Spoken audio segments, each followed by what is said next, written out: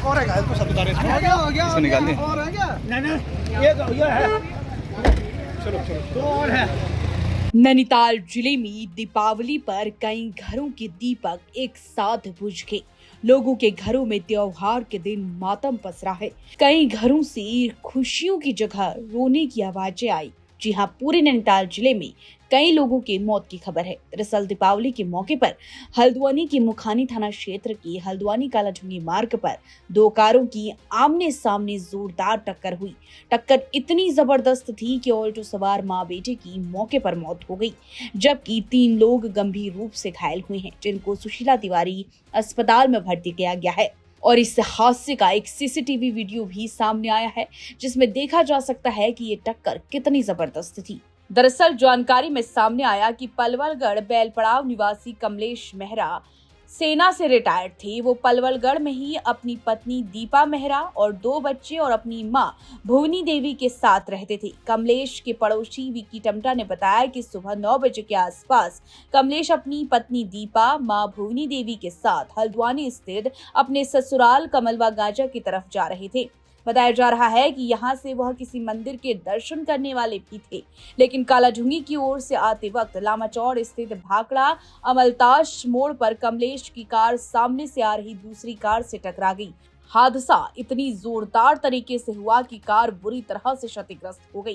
Car में सवार कमलेश, उनकी पत्नी दीपा मेहरा और मां भुवनी देवी बुरी तरह से घायल हो गए। आनन फानन में गंभीर रूप से घायलों को हल्द्वानी सुशीला तिवारी पहुंचाया गया, जहां चिकित्सकों ने कमलेश व उनकी मां भुवनी को मृत घोषित कर दिया, जबकि दीपा की हालत गंभीर बनी है। एसओ मुखानी विजय मेहता ने बताया कि तेज रफ्तार की वजह से यह हादसा हुआ।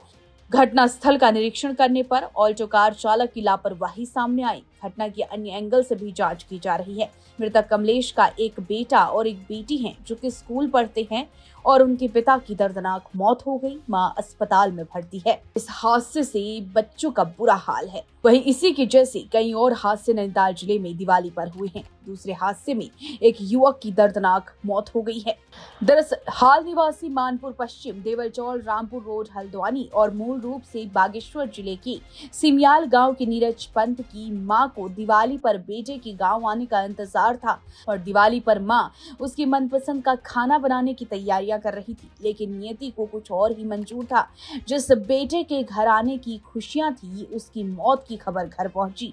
घटना के बाद से गांव में मातम पसरा है। दिवाली के बजाय परिजन शोक में हैं। घटना का पता चलते ही नीरज की मां वो अन्य गांव से हल्द्वानी लौट आए। नीरज पंत की किच्छा में हुई मौत उनके भाई हिमांशु पंत ने उसे हत्या बताया। हिमांशु का कहना है कि उनके भाई के सिर और शरीर के अन्य हिस्सों में गंभीर चोट के निशान है, जो इस बात की पुष्टि कर रहे हैं कि नीरज की सरासर हत्या की गई है। उन्होंने पुलिस से इस केस को गंभीरता से जोड़कर दोषियों से कड़ी सजा की मांग भी की है। वहीं आपको बता दें, मोटा हाल्दू हाईवे पर भी रात एक हादसा हुआ, जिसमें सुख सागर पुत्र कैलाश सागर की साढ़ से टकराने से मौत हो गई। वहीं भवाली में भी अल्मोड़ा हाईवे पर गहरी खाई में एक कार गिर गई, जिससे दिलीप गुप्ता की भी दर्दनाक मौत हो गई। वहीं किच्छा NH 74 पर भी ट्रक की चपेट में आने से बाइक सवार 36 वर्षीय अजीत सिंह की भी दर्दनाक मौत हुई है। उधर सितारगंज के शक्ति फार्म में भी अपने भाई के घर पैदल जा रही एक महिला की दर्दनाक मौत हो गई। इस महिला को कार ने पीछे से टक्कर मार दी थी, जिससे उसकी मौत हो गई। वो एक निजी स्कूल में काम करती थी। इसी तरह दिवाली के अवसर पर नैनीताल जिले में सड़क हादसे में कई लोगों की दर्दनाक मौत हो गई है, जिससे इनके घरों में कोहराम मच गया।